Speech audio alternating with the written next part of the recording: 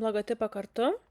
Tai pirmiausia, ką reikėtų pasidaryti, tai į Canva paieškos laukelį susivesti žodį logo ir tuomet pasispausti štai šį, kur yra 500 x 500 px.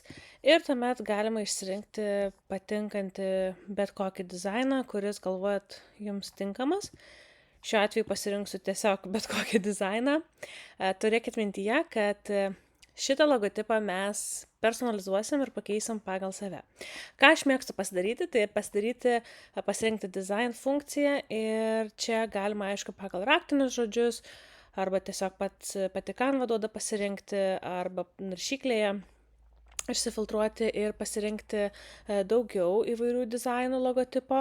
Tai neapsiriboju tik su šitu, aš pridedu naują puslapį ir tiesiog pasirenku maždaug man patinkančius pagal, tą, sakykime, stilistiką dizainus ir juos paskui pasikoreguosiu, tai tiesiog, pasirinksiu dabar, kad būtų maždaug galbūt kokie, 5 puslapiai.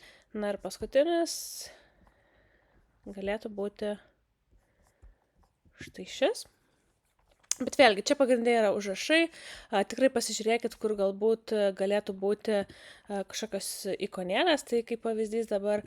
Na ir štai atsidarėm 5 dizainai ir juos dabar reikėtų personalizuoti. Ir dabar kaip juos, pirmiausia, tai ant pačių dizainų nepersonalizuokim, pasidubliuokim kiekvieną dizainą atskirai. Ir tiesiog turėsim, vienas bus originalus dizainas, kitas bus dizainas tą, kurį mes jau pasidarysim pagal save. Ir dabar ant kiekvienos kortelės mes galime parašyti savo pavadinimą prekės ženklo.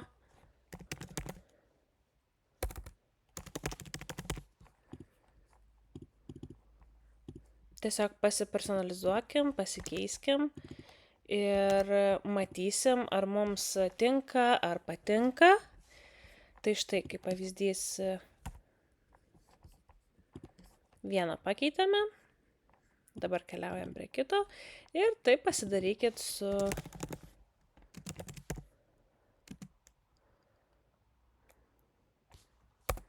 kitais.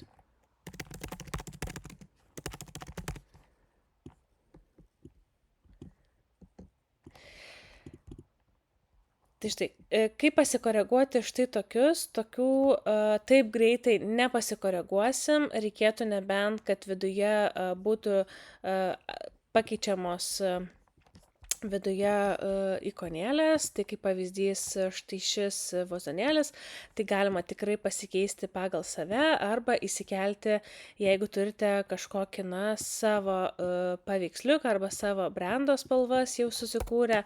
Šiuo atveju aš nesu susikūrusi, tai galima vėlgi paieškoti pagal elementų skiltyje pagal įvairius raktažodžius ir tiesiog, pasikeisti ir susikurti savo tinkamą dizainą. Ir vėlgi, spalvas galima pasikeisti pagal save, čia yra fono spalva štai tokia, bet tarkim, galbūt aš norėčiau, kad jinai būtų kitokia, pagal spalviškai galbūt, kad man labiau tiktų. Ir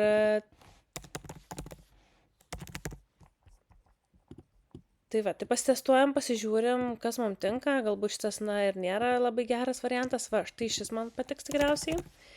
Giedrė Jonu. G raidę padarom ir pasidarom J raidę. Socialiniai tinklai. Štai, jau čia irgi gali būti kaip ir toksai logo dizaino sprendimas. Jeigu, tarkim, man netinka juoda spalva, aš pasikeičiu į baltą. Ir mes turim logotipo variantą.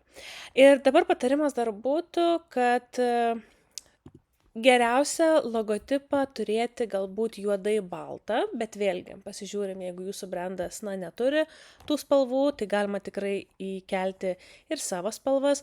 Ir vis sugrįžkit ir vis pasižiūrėkit, kuris logotipas jums patinka iš tų kelių, kuriuos susikūrėt. Ir galbūt paklauskit savo auditorijos patarimo ir taip turėsit savo naują logotipą. Tai tiek.